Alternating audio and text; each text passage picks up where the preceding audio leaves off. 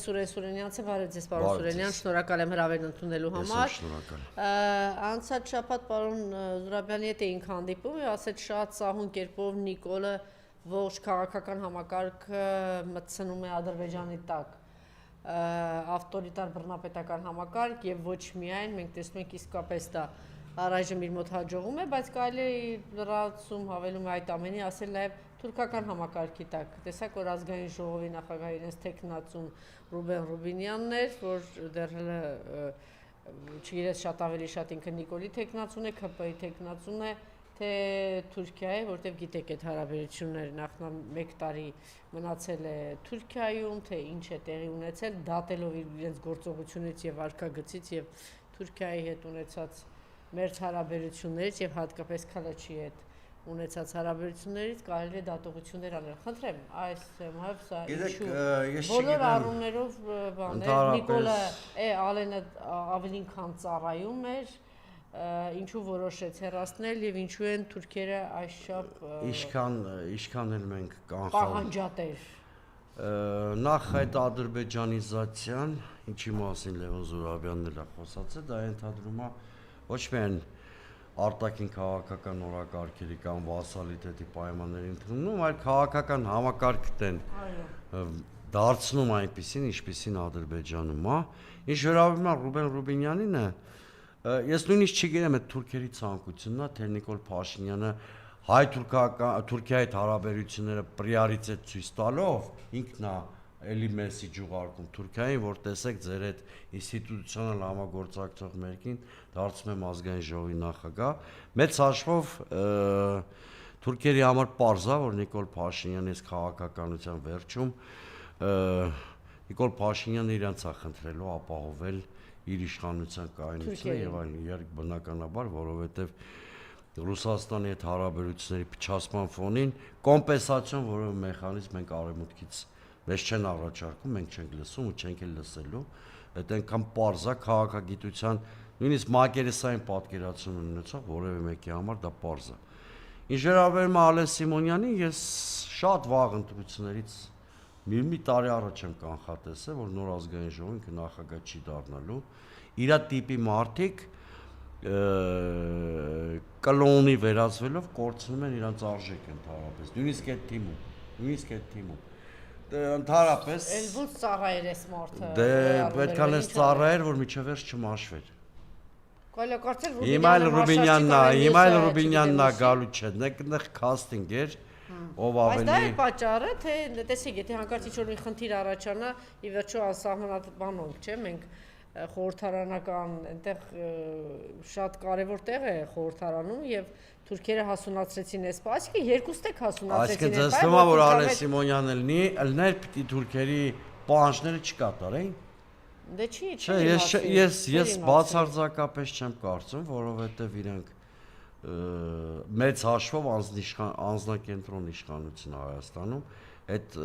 պայմանական ասած Եթե Նիկոլին անկրկիտ մի բանի գլխացավով ինչ-որ բան Դե գիտեք այդ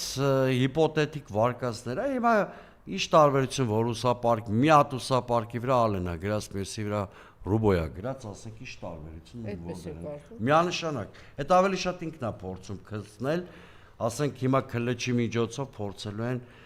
այդ ծախել թուրքերի վրա որ ձեր հետ շփվող մի հատ մարդ Թուրքիայի պրիորիտետում էլ մենք չկանք ակնհայտորեն, որովհետև Թուրքիան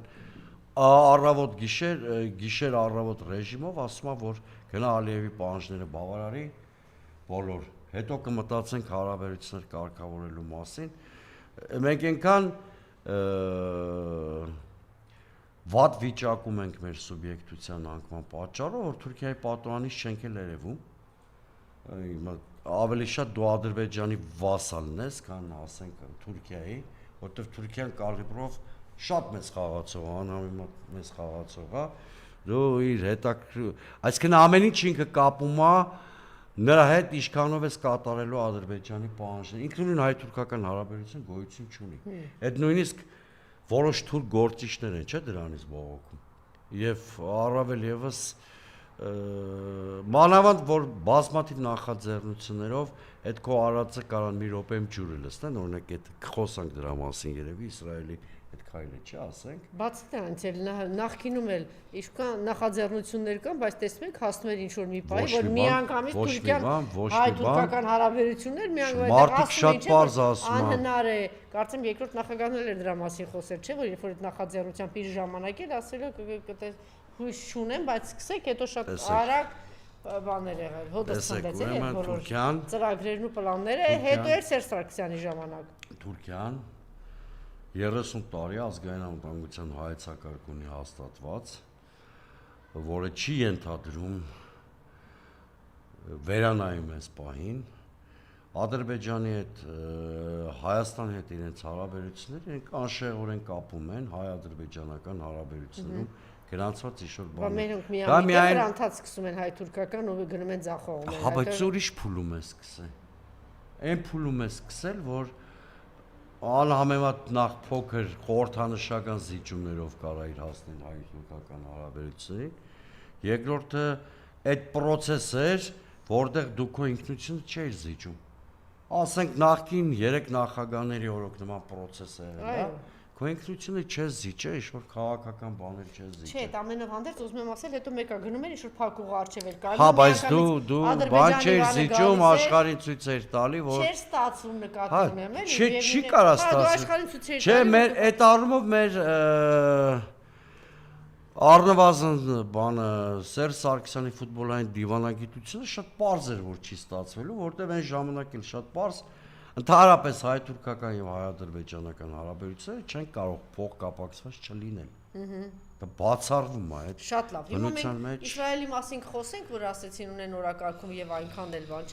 չեմ կարծում, որ այտենց կարևոր չի Հայաստանը Թուրքիայի համար, շատ կարևոր է, կգամ հիմա դրան, բայց մինչ այդ Սահմանադրական դատարանում ինչ է տեղի ունենում դրա մասին եմ ուզում խոսել եւ մի փոքր հետ գնալ, հա, տեսեք, ինչ որ տեղի ունեցավ Գյումրիում, քիչ առաջ էլ էս հարցադրումները արեցի, Գյումրին մի տեսակ բոլորը ոգևորված էին, ասում են Գյումրի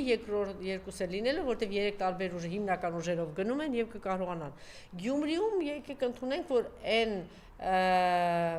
այո, այն տերորը որ կար որոշակի կար, բայց այդ ընտրակաշարքել որոշակի կար, բայց այդ ծավալը չուներ եւ այդ կեղծիքների մեծ ծավալը չկար եւ այնտեղ իսկապես ընդդիմությունը կարողացավ հաջողել։ Սրանից ելնելով սա ինչ է, Նիկոլ ուզում էր աշխարհին ցույց տալ, որ այսպիսի ընտրություններ նաև կան, թե սա շատ լավ Գյումրիի մասն է, թե շատ լավ սա տեսնելով ինքը արդեն հետևություն արեց եւ այսպես մասշտաբային խայտարակ ընտրակեղծիքների գնաց։ Եթե այդպես է, ապա որտեղ էր, որ կենթանու ականջում էր քնած ընդդիմությունը, որ չէին մտածում, որ Նիկոլը, եթե այնտեղ իրեն այսպես է πάει, դա չի նշանակում, որ համապետական ընտրություններում իրեն նույն կերպ պիտի պահի Նիկոլը։ Մունիցիպալ ամենակարևոր ընտրությունը նույնիսկ Երևանի իր նշանակությամբ չի կարող համեմատվել համապետական ընտրություններին։ Չէին ընդունում որոշ գործիչներ։ Որովհետև մունիցիպալ ընտրությունը, եթե նույնիսկ Երևանի քաղաքապետ ես դարձնում, շատ սահմանափակ բյուջետային քաղաքականության շատ սահմանափակ հնարավորություններ ունի եւ ով էլ լինի թիմ ղեկավարը կամ բանտ է գնում, կամ պիտի աշխատի իշխանության հետ, որտեղ այլ ճանապարհ չկա, կամ էլ պիտի աշխատի իշխանության հետ, սուբվենցիաներ եւ այլն, հատկապես Գյումրիի պես աղքատ համայնքում, որտեղ տեղական հարկային մուտքերը շատ սահմանափակ են բյուջեի, որպես լավ ուսումնասիրած մարդ եմ ասում։ Գյումրի կամ այլ թիմում մի քիչ ազատ ռեժիմով ընտրությունները թողելը նաև իշխանության ծրագրի մեջ էր մտնում, ինքը պիտի հասկանար ընդդիմության ներուժը, ապրոբացիա էին անում իրանք էլ, ոնց որ ընդդիմություններ անում, նույնիսկ իրանք էին անում, բա չա Այդ Գյումրիից հետո իրանք իդեպ հասկացրեցին, որ էլ Գյումրիի սցենար չի աշխատում, վաղ շաբաթում։ Այնտեղ էլ չէ կեղծիք թույլ տվել։ Այնտեղ սիստեմնի կեղծիք էին թույլ տվել, այսինքն արհեստականորեն երկու խոշորացված արմանք միացրել էին, խոհը բերեցին միացրեցին վաղ շաբաթին, այդ Մեխակյալի ձայները բանում էր, չէ, խոյում էր։ Պլյուս ադմինիստրատիվ ռեսուրսը աշխատացրեցին, տեսան, որ հաղթահարելի շեմա է անելը։ Հանրապետության մասշտաբով, տեսեք, հանրապետության մասշտաբով Գյումրիի սցենարի մաքուր կրկնություն չէր կարող լինել։ Նա խոր Գյումրիին ծանոթ, հա, գիտի, որ այնտեղ դասական իմաստով ընդդիմությունը չի հաղթել։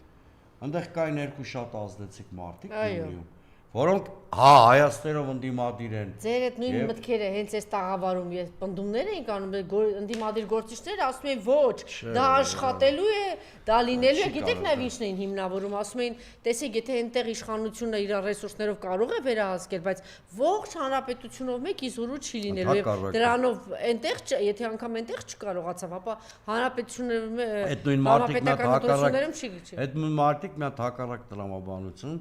հրաժարվել են մտնել, որովհետև դրա պատասխանները ակնհայտորեն չունեն։ Ադմինիստրատիվ ռեսուրսը ինքնահոսի աշխատող բան է, դա ամբողջ երկրով էր կարող։ Բայց այդ հիմնավորումներ ու պնդումներ ինչի՞ չէի կանը, որ հասնեինք նրան, որ միասնական ճակատով գնալ։ Միասնական ճակատով գնալը սխալ էր, շատ ճիշտ ճակատով են գնաց։ Ինչու՞։ Չէ, ասեմ ձեզ, ասեմ։ Բամ ասում եք, որ Գյումրու օրինակ Ուրեմն այդ սխեմայից չի, սխեման չի խնդիրը։ Հա։ Գյումրիում էլ որ մի ցուցակով գնայք, կարող ավելի նվազ հաջողության հասնել։ Չէ, դուք ինքներդ ասեցիք, այնտեղ շատ կարևոր է որոշակի հեղինակությունն է։ Հիմա տեսեք, ստեղել կային որոշակի։ Եթե խնդիրը դրած է, կային բոլորը միասին շփրտեն Նիկոլին, դա ուրիշ բան այդ հեղինակություն կար։ Հիմա կարևոր չի քաղաքական դաշտում բիզնես կամ երկուսը միայն խառնված։ Տեսեք, ստեղ խնդիրը բացարձակապես այն հարթության մեջ չի։ Մի ցուցակ թե 3 ցուցակ։ Այս 3 ցուցակը ավելի արդյունավետ է։ Այս եթե մեկ ցուցակներ, մեկը նույն էս կընտրակեղծիքներն ու կաշառք ու կոռուպցիան Նիկոլը անելու են, բայց այս դեպքում ոչ թե ամեն մի ուժը գիշերը կգցեր սրան նրա վրա, այլ միասնական ճակատով գիշերը դուրս կգա։ Չէ, դրանից չի։ Տեսեք, չէ, մենք մի քիչ խորհրդները խորքային չենք նայում։ Այս ընդդիմությունը լավա վատա հիմա չենք քննարկում, ես փաստերն եմ չոր արձանագրում։ Ես եղել եմ, չէ, շատ ընդդիմադիր ֆորմատներում, տեսել եմ ընդդիմադիր առաջնորդներ, որոնք իրանց կերպով հեղափոխական են։ Օրինակ, երկու մարդու անուն կտամ՝ Լևոն Տեր-Պետրոսյան, Վազգեն Մանուկյան։ Այս մարդիկ իրանց բնույթով շատ տարակ քաղաքական բանում կողմնորոշում են։ Ճիշտ է, համաձայն եմ։ Եվ գնում են Վազգեն Մանուկյանը։ Վաբանկային քայլեր, երկուսն են։ Գնում են վաբանկային քայլերի։ Տեսել եմ նաև լիդերի օրինակ, որը վախենում է այդ քայլին գնալու, օրինակ Ստեփան Դեմիրճյանը, որ 100,000 տասնյակ հազարներով փողոցը ողողված է, բայց ինքը լիդեր չէ, իմիտացիա է։ Ну, այսպես ասեմ, այդ ժամանակ շատ ազդեցիկ ազգանուններ Դեմիրճյան ազգանունը։ Հիմա այս ընդդիմության կառուցվածքը, սա քննադատություն չի, օբյեկտիվ անալիզ է։ Այս ընդդիմության կառուցվածքը 3 գործիչներ իրենց գենեզիսով քաղաքական ծագումնաբանությամբ անկեղծորեն փոփոխություն ուզող են, բայց իրանք հեղափոխական չեն։ Խոշոր կապիտալի ներկայացուցիչները չեն կարող հեղափոխական լինել, իսկ երկրորդ նախագահը իր կերպով բազմաթիվ անգամներ ապացուցել, որ հեղափոխական չի։ Այդ բնական է, որտեվ իրանք մուտքը քաղաքականություն, այս դեպքում լավ իմաստով եմ ասում, փողոցով չի եղել։ Դա տարբեր մարդկային բնույթի, մենթալիտետի հետ։ Օրինակ անձամբ իմ մտքով ասում էր 220 կոչանել ժողովրդին փողոցում հավաքել։ Ասել եք ձեր առաջնորդին, խոսակցություն եղել է։ Չէ, առաջնորդին չեմ ասել, բայց շտաբում եղել է խոսակցություն։ Այդ նրանից չէր, որ իրեկով իրար հետ չէին, դրա համար չեղավ։ Այդ շատ արագ կարող։ Հիմա ո՞նց են իրեկով իրար հետ լավ կամ։ Ասած իրանք հեղափոխական բնույթի չեն։ Մեկ այդ մարդիկ այդ բանը, այդ մեթոդը պայքարի մի քիչ դժվար եմ պատկերացնում։ Օրինակ հիմա Իվանիշվիլի էֆեկտն չէ խոսում։ Իվանիշվիլին ես ձեզ ասեմ ինչ էր արել։ Ընտրությունից տարի-տարուկես առաջ երկու հատ շատ մեծ հիմնադրամ էր ստեղծել։ Այո։ Այդ երկու շատ մեծ հիմնադրամներով ինքը սոցիալ պոպուլիզմը ինստիտուցիոնալ հիմքերի վրա էր։ Պետական ինստիտուտները կաշկանդված էին այդ հիմնադրամի գործունեությամբ, որտեղ այդ հիմնադրամները շատ հաճախ կրկնվող ֆունկցիաներ էին կատարում, այն ինչ-որ տիանիկ պետությունը։ Այսինքն ինքը գնացել էր մի քիչ պայմանական, հա, ասեմ, ուրիշ ձևի չընկալվի, պետական ինստիտուտները յուրացնելու ճանապարհ